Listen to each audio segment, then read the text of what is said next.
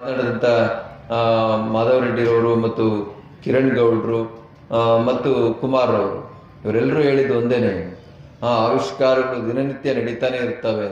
ಅದನ್ನು ನಾವು ಯಾವಾಗ ನೋಡ್ತೇವೆ ಮತ್ತು ಹೇಗೆ ಸ್ವೀಕಾರ ಮಾಡ್ತೇವೆ ಅನ್ನುವಂಥದ್ದು ಭಾಳ ಮುಖ್ಯ. ನಾವು ಅದನ್ನು ನೋಡುವಂಥ ದೃಷ್ಟಿಕೋನ ಮತ್ತು ರಿಸೀವ್ ಮಾಡುವಂಥ ದೃಷ್ಟಿಕೋನ, ವಿಷನ್ ಭಾಳ ಮುಖ್ಯ ಆಗಿ ಅಂತೇಳಿ. ಅದನ್ನು ನಾವು ಪಾಸಿಟಿವ್ ಆಗಿ ತೊಗೊಂಡ್ರೆ ಏನಾಗ್ತದೆ, ನೆಗೆಟಿವ್ ಆಗಿ ತೊಗೊಂಡ್ರೆ ಏನಾಗ್ತದೆ. ಹಾಗಾಗಿ ನಾವು ಯಾವ ಶಿಕ್ಷಣವನ್ನು ನಮ್ಮ ಮಕ್ಕಳಿಗೆ ಕೊಡಬೇಕು ಮತ್ತು ಕೊಡ್ತಾ ಇದ್ದೇವೆ. ಅರಿವು ಬೇಕೇ ಬೇಕು, ನಾಲೆಡ್ಜು. ಆದರೆ ಅರಿವನ್ನಷ್ಟೇ ಕೊಟ್ಟರೆ ಅವನು ಈ ಸಮಾಜಕ್ಕೆ ಘಾತಕನಾಗ್ತಾನೆ ಅಂತ. ಅದರಿಂದ ಅರಿವಿನ ಜೊತೆಗೆ ನೈತಿಕ ಶಿಕ್ಷಣ ಭಾಳ ಮುಖ್ಯ. ಅದನ್ನು ಕಥೆಗಳ ಮೂಲಕ ಕಿರಣ್ ಗೌಡ್ರು ಭಾಳ ಚೆನ್ನಾಗಿ ಅರ್ಥವತ್ತಾಗಿ ಹೇಳಿದರು. ರಾಮಾಯಣ ಹೇಳಿದ್ರು, ಮತ್ತು ಮಹಾಭಾರತದಲ್ಲಿ ಕೌರವರನ್ನ ಹೇಗೆ ತಾಯಿ ಬೆಳೆಸಿದ್ಲು, ಮತ್ತು ಗಾಂಧಾರಿ ಕೌರವರನ್ನ ಹೇಗೆ ಬೆಳೆಸಿದ್ಲು, ಪಾಂಡವರ ತಾಯಿ ಅವ್ರನ್ನ ಹೇಗೆ ಬೆಳೆಸಿದ್ಲು ಪಾಂಡವರನ್ನ ಹಾಗೆ ಅಂತ.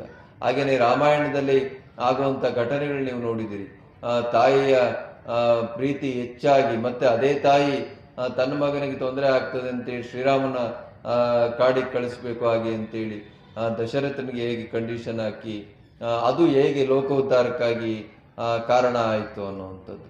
ಅಂದರೆ ನಾವು ಇತಿಹಾಸವನ್ನಾಗಲಿ ಪುರಾಣವನ್ನಾಗಲಿ ನೋಡುವಂಥ ದೃಷ್ಟಿಕೋನ ಮತ್ತು ಅರ್ಥೈಸುವಂಥ ದೃಷ್ಟಿಕೋನ ಎರಡು ಕೂಡ ಭಾಳ ಮುಖ್ಯ.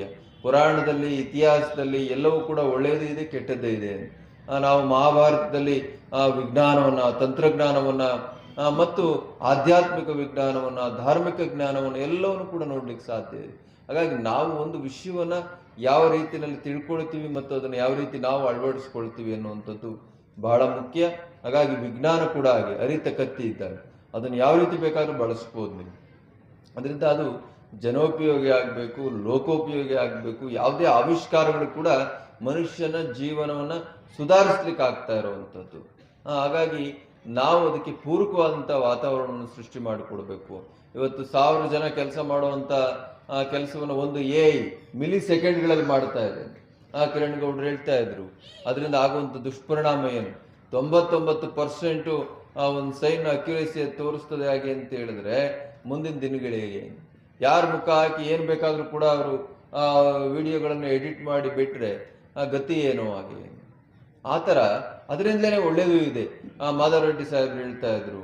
ಆದ್ರಿಂದ ಇವತ್ತು ಮಿಲಿ ಸೆಕೆಂಡ್ಸಲ್ಲಿ ರಕ್ತ ಜಾಸ್ತಿ ಹರಿದಲೇನೆ ನಾವು ಅತ್ಯಂತ ಕರಾರುವಕ್ಕಾಗಿ ಆಪರೇಷನ್ಸ್ ಕೂಡ ಮಾಡಬಹುದು. ಮೊನ್ನೆ ನೋಡ್ತಾ ಇದ್ದೆ ನಾನು ಸೋಷಿಯಲ್ ಮೀಡಿಯಾದಲ್ಲಿ, ಮೆದುಳಿನ ಆಪರೇಷನ್ ಕೂಡ ಅತ್ಯಂತ ಸೂಕ್ಷ್ಮವಾದ ಬ್ರೈನ್ ಆಪರೇಷನ್ಸ್ ಕೂಡ ನಾವು ತಂತ್ರಜ್ಞಾನದ ಮೂಲಕ ಮಾಡಬಹುದು. ಡಾಕ್ಟ್ರೇ ಬೇಕಿಲ್ಲ, ಅದಕ್ಕೆ ನಾವು ಪ್ರೋಗ್ರಾಮಿಂಗ್ ಮಾಡಿಬಿಟ್ರೆ ಅದೇ ಎಲ್ಲ ಮಾಡಿಕೊಡುತ್ತೆ ಅಂತ.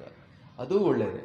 ಹಾಗಾಗಿ ಆವಿಷ್ಕಾರಗಳು ಮನುಷ್ಯನ ಜೀವನಕ್ಕೆ ಪೂರಕವಾಗಿರಬೇಕಾಗ್ಲಿ, ಮನುಷ್ಯನ ಜೀವನಕ್ಕೆ ಮಾರಕವಾಗಿರಬಾರದು.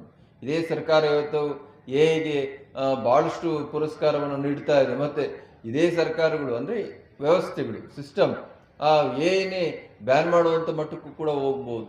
ಆ ಥರದ ಒಂದು ಆವಿಷ್ಕಾರಗಳು ಇವತ್ತು ನಿಂದ ಆಗ್ತಾ ಇದ್ದಾವೆ.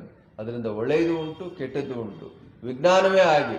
ವಿಜ್ಞಾನವನ್ನು ನೀವು ಜಾಸ್ತಿ ಆಳಕ್ಕೆ ಹೋಗಿ ತಿಳ್ಕೊಳ್ತಾ ಅದರಿಂದ ನೀವು ಏನು ಬೇಕಾದರೂ ಸಾಧನೆ ಮಾಡ್ಬೋದು. ಹಾಗಾಗಿ ಜೀವನ ವಿಜ್ಞಾನ ಕೂಡ ಬಹಳ ಮುಖ್ಯ. ಅದರಲ್ಲೇ ನಾವು ಪಾಸಾಗಬೇಕು. ಹಾಗೆ ಅಂತ ಹೇಳಿದ್ರೆ ನೈತಿಕ ಶಿಕ್ಷಣ, ಧಾರ್ಮಿಕ ಶಿಕ್ಷಣ ಬಹಳ ಮುಖ್ಯ. ಹಾಗಾಗಿ ನಾವು ಮಕ್ಕಳಿಗೆ ಒಳ್ಳೆಯದನ್ನೇ ಹೇಳ್ಕೊಡ್ಬೇಕು. ನಾನು ಕೇಳ್ತಾ ಇರ್ತೀನಿ ಇಲ್ಲಿ, ಸೊ ನೀವು ಎಷ್ಟೋ ಪೇರೆಂಟ್ ಬೈಕೋಬಹುದು, ಇಲ್ಲ ನನ್ನ ಮಕ್ಕಳು ಚೆನ್ನಾಗಿದೆ ಅಂತ. ಓಕೆ, ಓದ್ತಾ ಇರಲಿ, ಬಟ್ ಅವ್ರ ಮೇಲೆ ಒಂದು ಸ್ವಲ್ಪ ಖಂಡಿತವಾಗಿ ನಿಗಾ ವಹಿಸಿ, ಮೊಬೈಲ್ ಫೋನ್ಸ್ನ ಅವಾಯ್ಡ್ ಮಾಡಿಸಿ. ಅದೇ ರೀತಿ ಗುರುವಿಗೆ ಶರಣಾದೊಡೆ ಸಕಲವೂ ದೊರೆಯುವುದಯ್ಯ. ಇಲ್ಲಿನ ಟೀಚರ್ಸ್ ಬಿಟ್ಬಿಟ್ಟು ಸ್ಟೂಡೆಂಟ್ ಹೇಳ್ತಾರೆ. ಸ್ಟೂಡೆಂಟ್ಸ್ ಆಲ್ಮೋಸ್ಟ್ ಈಗ ಮೊದಲೆಲ್ಲ ನಾವು ಬೇಕಾದ್ರೆ ನಮ್ಮ ಟೀಚರ್ಸ್ ಎಲ್ಲ ಇದ್ದಾರೆ, ಮಂಜಾಬ್ ಸಾರ್ ಇದ್ದಾರೆ, KTS ಸಾರ್ ಇದ್ದಾರೆ, ಅವರೆಲ್ಲ ನಮ್ಮ ಗುರುಗಳು. ಸೊ ಹಂಗಾಗಿ ನಾವು ಓದ್ಬೇಕಾದ್ರೆ ಈ ಸಿಸ್ಟಮ್ಸ್ ಎಲ್ಲ ಇರಲಿಲ್ಲ. ನಮಗೆ ಚೆನ್ನಾಗಿ ಹೊಡೆದಿರೋದ್ರಿಂದ ನಾವು ಈಗಿದ್ದೀವಿ. ಈಗಿನ ಹೊಡೆದ್ರೆ ಪೇರೆಂಟ್ ಅಥವಾ ಟೀಮ್ ಆಫೀಸಿಗೆ ಬರುತ್ತೆ ಕಂಪ್ಲೇಂಟ್ ಬಂದ್ಬಿಟ್ಟು ಏನ್ ಮಾಡಬೇಕು ನೆಕ್ಸ್ಟ್ ಆಗುತ್ತೆ. ಅದೇ ರೀತಿ ಯಾಕೆ ನಾನು ಗುರುವಿಗೆ ಶರಣಾದೊಡೆ ಸಕಲವೂ ದೊರೆಯುವುದಯ್ಯ ಅಂತ ಹೇಳ್ತೀನಿ ಅಂದ್ರೆ, ಈ ನಮ್ಮ ರಾಮಾಯಣದಲ್ಲಿ ಇನ್ನೊಂದು ಚಿಕ್ಕ ಸ್ಟೋರಿ, ಲಾಸ್ಟ್ ಮುಗಿಸ್ಬಿಡ್ತೀನಿ, ಬೋರಿಂಗ್ ಆದ್ರೆ ಸಾರಿ. ಒಂದು ಚಿಕ್ಕ ಸ್ಟೋರಿ. ರಾಮಾಯಣದಲ್ಲಿ ರಾವಣನ ಹೊಡೆದು ಉಳಿಸಿರ್ತಾನೆ. ಹೊಡೆದು ಉಳಿಸಿದಾಗ ಲಕ್ಷ್ಮಣನಿಗೆ ರಾಮ ಹೇಳ್ತಾನೆ, ಲಕ್ಷ್ಮಣ ರಾವಣ ಇನ್ನೇನು ಕೆಲವೇ ಮೂಮೆಂಟ್ ಅಲ್ಲಿ ಪ್ರಾಣ ಬಿಡ್ತಾನೆ. ಅವನು ಮಹಾಪಂಡಿತ, ಮೇಧಾವಿ, ಎಲ್ಲಾನು ತಿಳ್ಕೊಂಡಿದ್ದಾನೆ.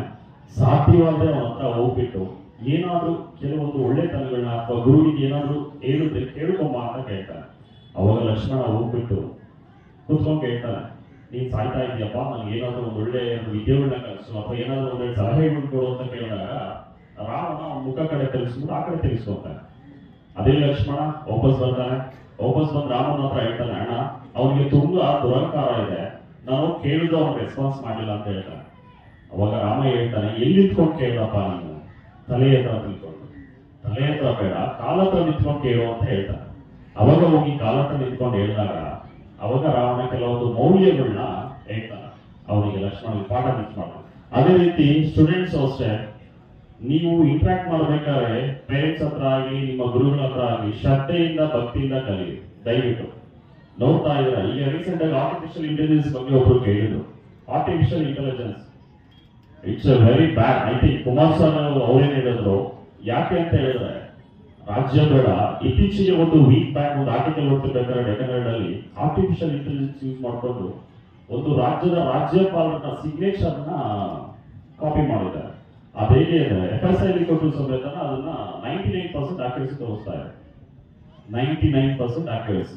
ಸೊ ಆರ್ಟಿಫಿಷಿಯಲ್ ಇಂಟೆಲಿಜೆನ್ಸ್ ಕೇಳೋದಲ್ಲ ಅದಿದೆ. ಅದೇ ಆರ್ಟಿಫಿಷಿಯಲ್ ಇಂಟೆಲಿಜೆನ್ಸ್ ಯೂಸ್ ಮಾಡಿಕೊಂಡು ಹೇಳೋದು ಕ್ಲಾಸ್ ಅಲ್ಲಿ ಹೋಮ್ವರ್ಕ್ಸ್ ಏನೇ ಕೊಟ್ಟರು ಎಲ್ಲ ಕಾಪಿ ಮಾಡ್ತಾರೆ. ಹೌದು, ಆರ್ಟಿಫಿಷಿಯಲ್ ಇಂಟೆಲಿಜೆನ್ಸ್ ಏನೇ ಕೊಟ್ಟರು ಅದು ಹೋಮ್ವರ್ಕ್ ಮಾಡುತ್ತೆ, ಅದ್ರದ್ದು ಬೇರೆ ಲೆಕ್ಕ ಇಲ್ಲ. ಸೊ ಟೈಮ್ ಇಲ್ಲ. ಸೊ ಹಂಗಾಗಿ ಶ್ರೀಮಠದ ಭಕ್ತ, ನಾನು ಈ ಮಠದ ಭಕ್ತನಾಗಿ ಕಾರ್ಯಕ್ರಮದ ಉದ್ಘಾಟನೆ ನಮಗೆ ಅವಕಾಶ ಕೊಟ್ಟಂತ ಶ್ರೀಗಳಿಗೆ ನನ್ನ ನಮನಗಳನ್ನು ಸಲ್ಲಿಸ್ತಾ ನನ್ನ ನಿಮ್ ಮಕ್ಳು ತುಂಬಾ ಸಣ್ಣ ಇದ್ದಾರಾ? ಏಜಿಗೆ ತಕ್ಕನಾಗೆ ತೂಕ ಜಾಸ್ತಿ ಇಲ್ವಾ? 2 ವರ್ಷ ಮೇಲ್ಪಟ್ಟರು ಯಾರೇ ದಪ್ಪ ಆಗ್ತೀನಿ ಅಂದ್ರು 100% ನೀವ್ ಇದನ್ನ ಬಳಸಿ. ದಪ್ಪ ಆಗೋದೊಂದೇ ಅಲ್ಲ, ನಿಮ್ಗೆ ಯಾವ್ದೇ ಸುಸ್ತಿರಲ್ಲ, 24 ಗಂಟೆ ಎನರ್ಜಿ ಇರುತ್ತೆ, ಜೊತೆಗೆ ತುಂಬಾ ಚೆನ್ನಾಗಿ ನಿದ್ದೆ ಬರುತ್ತೆ. ಇದನ್ನ ಪ್ರತಿದಿನ ಬಳಸಿ, ನೀವು ಕೂಡ ದಪ್ಪ ಆಗಬಹುದು. ನಮ್ಮ ಜೀನಿ ವೆಯ್ಟ್ ಗೇನ್ ಬಳಸಿ. ಇದೇ ನಂಬರ್ಗೆ ನಿಮ್ಮ ಅಡ್ರೆಸ್ ನ ಮೆಸೇಜ್ ಮಾಡಿ ಹೋಮ್ ಡೆಲಿವರಿ ಪಡೆಯಿರಿ. ತಡ ಯಾಕೆ ಮಾಡ್ತೀರಾ? ದಪ್ಪ ಆಗ್ಬೇಕು ತಾನೆ? 100% ನಮ್ಮ ಜೀನಿ ಬಳಸಿ.